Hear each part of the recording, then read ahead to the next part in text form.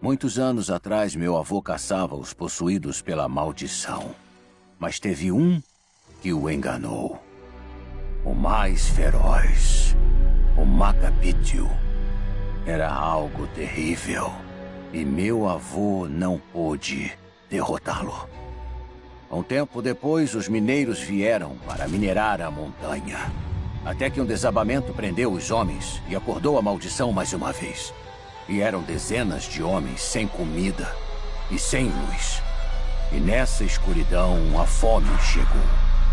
Eles foram consumidos pelo desejo abominável e foram levados à loucura. Assassinos, canibais, comendo carne humana. E se matar essa coisa monstruosa, o espírito é liberado e roda pela montanha como um vento maligno esperando para possuir de novo. É melhor não matá-lo, eu já tentei. Você só pode prendê-lo, provocá-lo com fogo. E depois de todos esses anos, depois de várias luas e várias caçadas, o Macapítio continua livre. Completamente fora do meu alcance. Até que uma noite, um ano atrás, eu finalmente consegui vê-lo. Mas não estávamos sozinhos no bosque aquela noite. Enquanto eu perseguia o Macapítio, ele perseguia outra coisa. O Macapítio forçou suas amigas até a montanha. Não havia nada que eu pudesse fazer. Não pude salvar suas amigas, mas pude vingá-las. Eu cacei o mendigo e o incendiei. O Macapítio estava morto.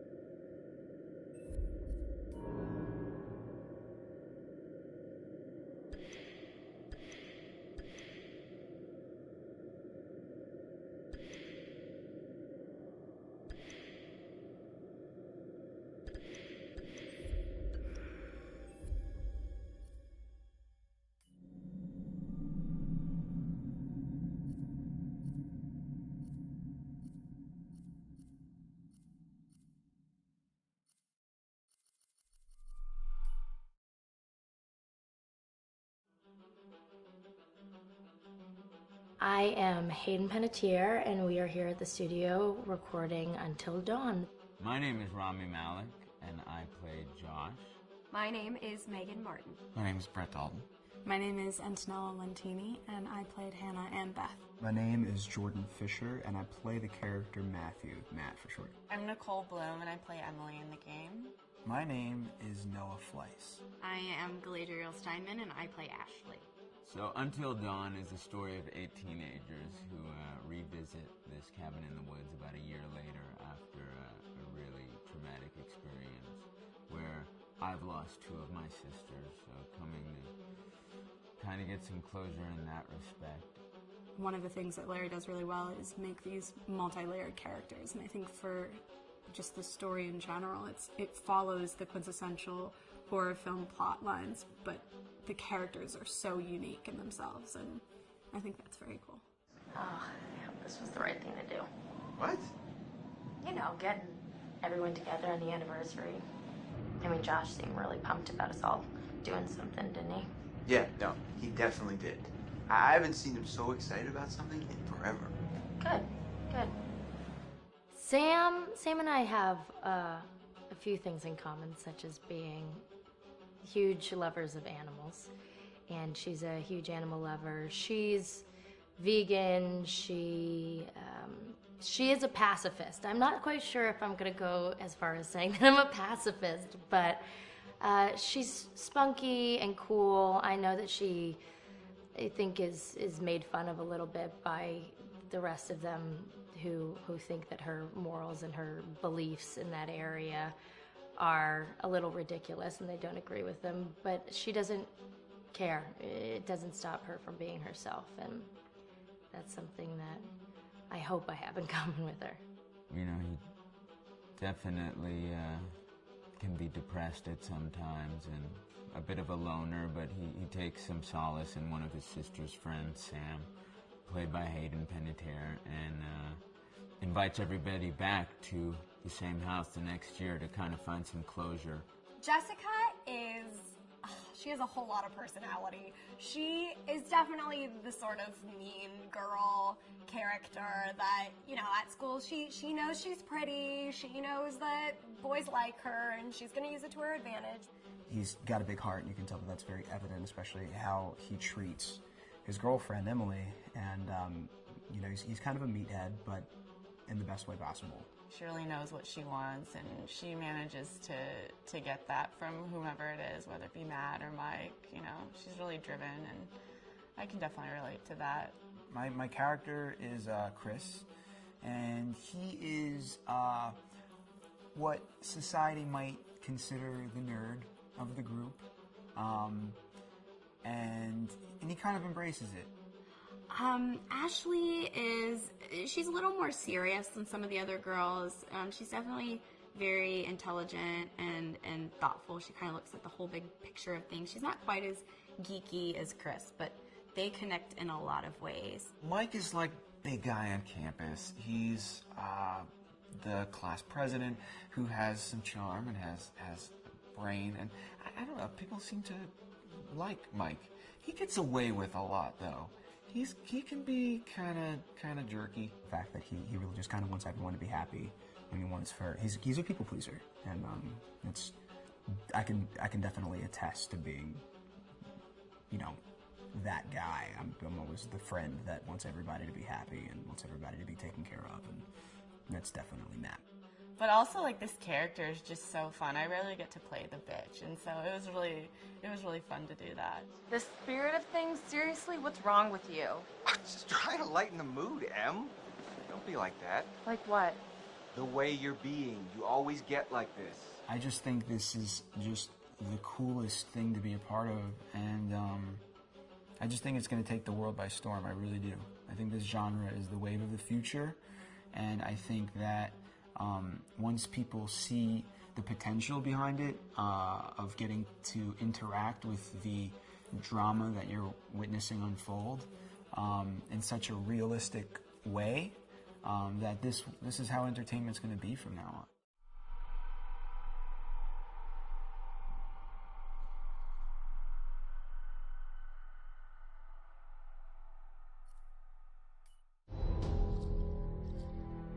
Hi, this is Lee Robinson, production designer on Until Dawn. The production design for Until Dawn started with the great teen horror script that sets the characters in a Canadian winter mountain lodge, being a contemporary setting with visual clues derived from classic films of that genre, such as Hitchcock's Psycho and Stanley Kubrick's Shining. The storyboards are vital to the production design as it allows the designer to understand the scale of the environments to be made and the detail that would be seen to create the atmosphere of a horror. This took us into concepts that took these storyboards further, visualizing the world through the color palette, the lighting, tone and the mood, and developing key locations such as the lodge, the cable car stations, the forests themselves, the wilderness. As you can see, the environments and atmospheres change quite a bit from warm and inviting to cold and threatening. The Millionaire's Mountain Lodge was a key example. It was designed to be made from nearby stone and timber, embedding it into the landscape, with a contrasting and contemporary interior needing to be opulent and extravagant. We created dark and claustrophobic corridors with ominous and large open spaces, almost cathedral-like in size, and with huge structures to silhouette and dwarf the characters within, providing a labyrinth to explore and wander. Each character was developed with a strong visual identity in mind, with contrasting colours, tones and silhouettes to identify them, each to have their own texture, pattern and shape, so that when they were lined up you could always identify them. The costume designs allowed a range of clothes that would suit them for the cold winter weather, but also have an element of style and individualism, so that the audience could look at them and relate, recognizing themselves within them. A lady would like to cuddle up with her man by a nice cozy fire bathed in atmospheric mood lighting. Right. It'll get plenty toasty once we're rubbing up against each other. Mike. Yeah. Fire and mood lighting. Yes. Working with the lighting artists, we really brought the look and feel of the world together, and this required a thorough understanding of the visual language of teen horror. A key scene was where all the characters emerge out of the rear of the lodge chasing Hannah. A contrast is evident straight away from the exterior wilderness to the warmth of the lodge. The attention to character lighting here is through the bounce and rim lighting, accented colours and composition, creating characters that come from the dark into the light and back again with an emotional effect. Guys, there's someone outside. What the hell? Hannah! What's going on? Where's my sister going? It's fine. She just can't take a joke. It was just a prank, Han.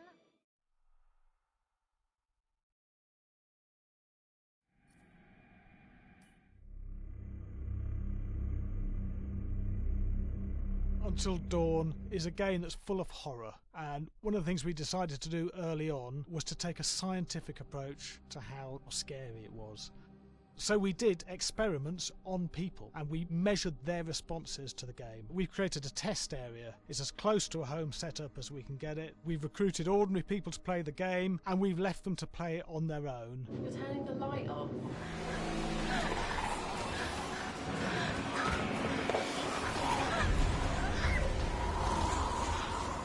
The only difference is it's rigged with cameras and microphones that relay the data through to the next room where people are watching them play. Bracelet here we use for biometric testing. It measures the player's emotional response. It's called a galvanic response sensor. It makes contact with the user's skin and it measures the electrical conductivity across their skin. It's the same principle as an old-fashioned lie detector. When you're stressed, you sweat a little, very sensitive, and picks up tiny changes if the player is feeling anxious or scared. That data's fed back to a testing team, it comes through as a graph. I'm so sorry.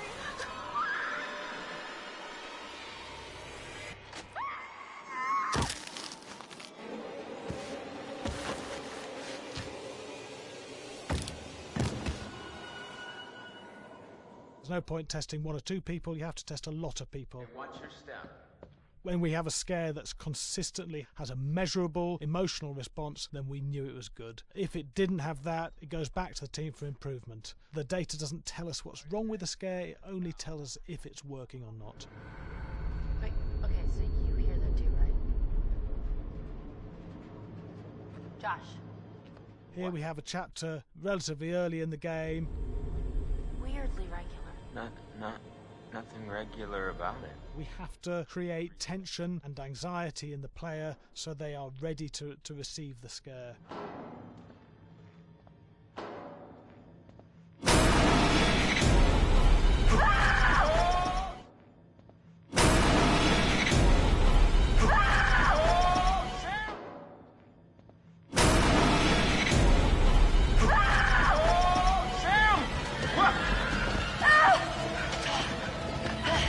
Give the player time to recover, to cool down, to calm down, and then start building the tension again before we do the next scare.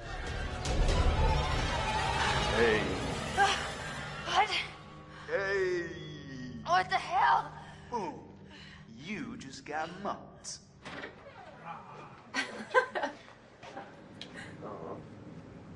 Yeah, I have such an adrenaline high from that game. There's two things we found. One is we could look at the scares, analyse if our expected scares were working effectively. Were people shrieking and covering their hands, or were they getting an emotional response from it? And being scientific about it means that we strip out people's opinions about whether things are working or not. We've got data, and we look at the data. If it's working, we're happy with it. Really scary.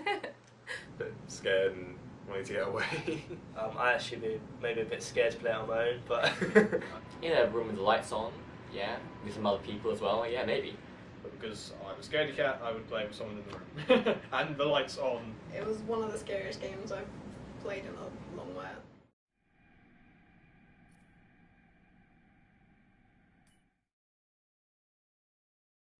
Hi, Larry. Hey, Graham. Hi, my name is Graham Resnick. I'm a filmmaker, writer, director, sound designer, and I started working with Larry Fessenden about 10, 15 years ago through my friend Ty West, who I grew up with, and have done a lot of sound design with on his films.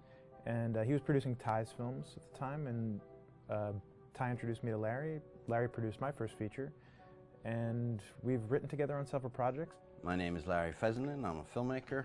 I run Glass Eye Pix, which is an independent production company out of New York. We make indie movies, a lot of scary movies as well. And I got a call to audition to write this video game. And I called my pal Graham Resnick because Graham is a gamer. And while I thought I could offer something to the idea of writing this multi-branching story, I knew that I would want Graham's expertise as a lover of gameplay, since I guess games were started. So and just as a lover. And as a lover, yes. Which is why there's so many sex jokes in the game. There was one Italian website that did say the Larry that's Fessenden right. and Graham Resnick, the two lovers behind Until Dawn. Come here. Maybe I know how to handle you too. I am definitely ready to be handled. So I wanted Graham by my side. Yeah, and we got the gig, and it's been an amazing ride. Oh, hell yeah. Oh my god, she's taking her shirt off. What? Oh my god. Matt, what are you doing here? Hannah. I'm sorry, Hannah. This all got Don't out of mind, hand, just but... So in the game, the basic setup is that a year prior to the game's start, all these kids had gone up to a ski lodge that was owned by the parents of one of the kids, or a couple of the kids, and some of the teenagers played a prank on some of the other teenagers, and a terrible tragedy occurred when a few of them, two sisters, ran out into a blizzard, and were never seen from again.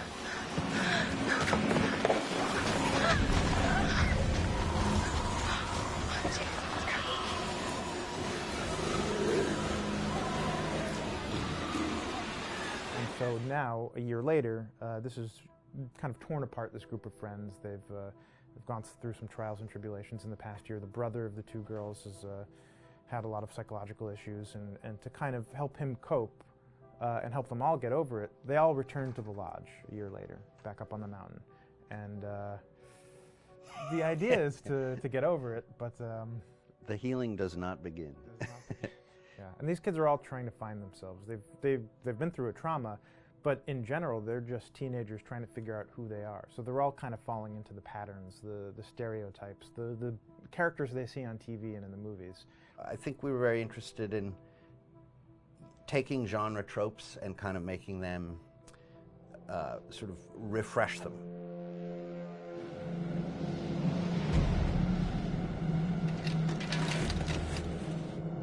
Hey, did you see that? Dad said it'd just be us this weekend. We're familiar with how slasher movies work. Most people have seen some horror movies, and we have established notions and preconceptions about the roles of the players in horror movies and how they talk and how they get killed and how they have sex. And to bring you into the game that way and then subvert a lot of those expectations was kind of our goal. They're haunted by some incident that happened in their past, which I think you pretty much figure out that that's going to have a role in their interaction. Yeah, so I think what was fun was we take some sort of stock characters and we try to give them some shape, but at least at the beginning they're recognizable in the way of groups of friends. There's, you know, the jock and the bitchy girl and the rivalries between everyone. And oh my gosh, and really fun characters too. Like we just had so much fun living in the minds of these characters through writing the script. What do you think? Jesus! You know, it was fun. I think we were looking to get that kind of banter that you see both in movies, but also that you absolutely have with friends, and sort of those inside jokes. And of course, as writers and as friends ourselves, we sort of developed little tracks, and we try to give the characters that kind of vibe.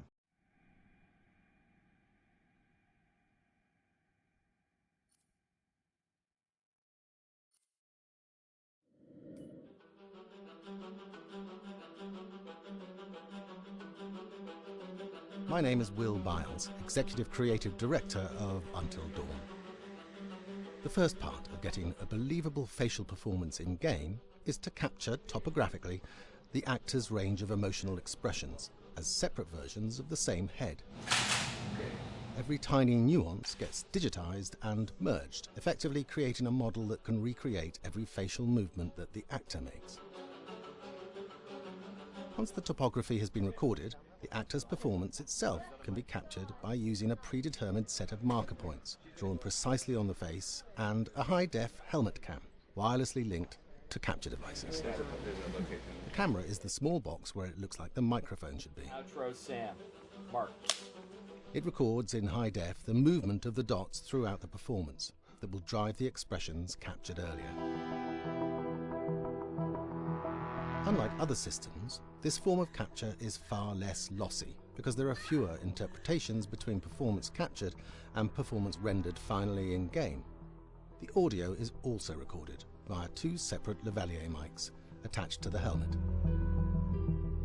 It takes a while for the actors to acclimatize to carrying around the recording devices and the helmet cams, but very soon the shoot becomes similar to any other effects shoot or a green screen shoot. The actors in these scenes are only recording facial animation, but use cursory body movements for pacing. Wait, and maybe we should all stick together and find everybody and make sure they're all okay, so... 1-1, the year before the prank. Take 2, Mark. Other than the other actors, they have to use their imagination for everything and everywhere that they are supposed to be seeing and feeling. Idiot! So dumb! From a hot midday studio in Los Angeles to a freezing midnight mountain in British Columbia.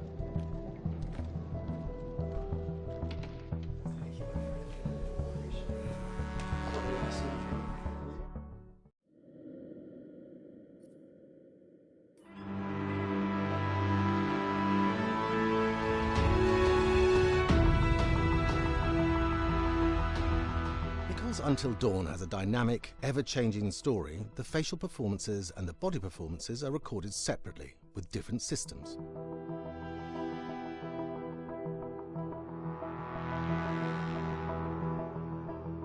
With the body capture, we use reflective bead suits and an infrared camera matrix system that drives the CG bone hierarchies in our character models. These performances cover everything from character locomotion, scene-specific performances and stunt work, most of which was recorded at studios in Pinewood and Shepperton, near London. Hannah! Hello? combining all the elements seamlessly in the final game becomes a formidable editing and logistical task. Every variation, both physical and emotional, must be combined in these multi-edits. Scaffolding props have to stand in for the sets, because the hundreds of infrared cameras have to be able to see all of the reflective beads on the actor.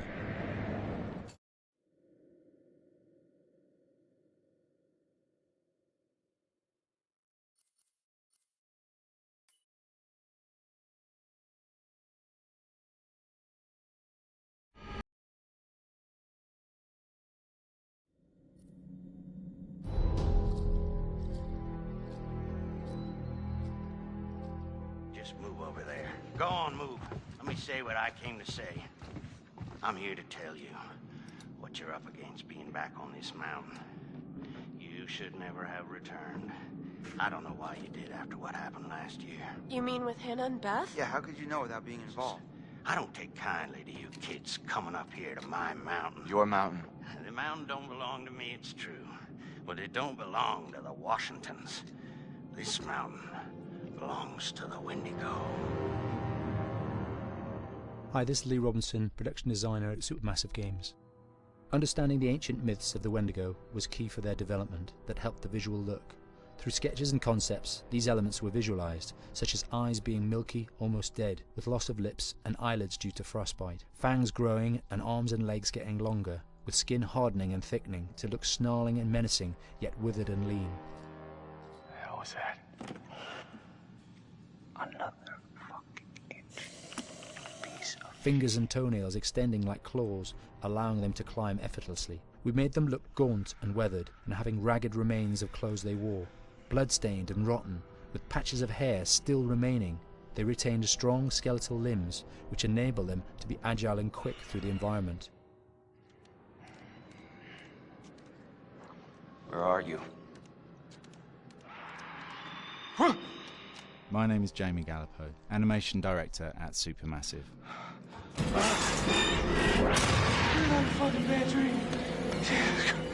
The overall direction on the creature was to be very strong, to be extremely fast. We wanted a spider-like movement to the creature. 1 minute scampering to leaping and then crawling, almost instantaneous.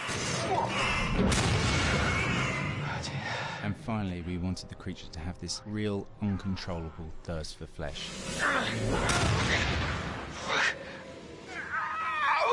From a sound design perspective, the Wendigo is a real challenge. For the main vocalisations of the Wendigo, we used our own vocalisations, various different animals from the exotic to the farmyard, various plugins and processes to gel these sounds together and keep a human resonance behind that voice, telling the backstory of the Wendigo.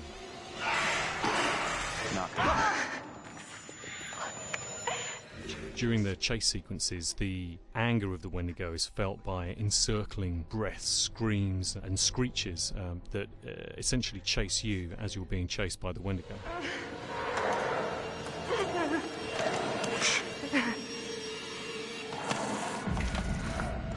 We would layer them up in a multitude of layers, sometimes 15, 20 sounds playing at the same time, to build up the vocalizations for this fearsome creature which is always in attack mode, hyperactive and chasing you throughout the game.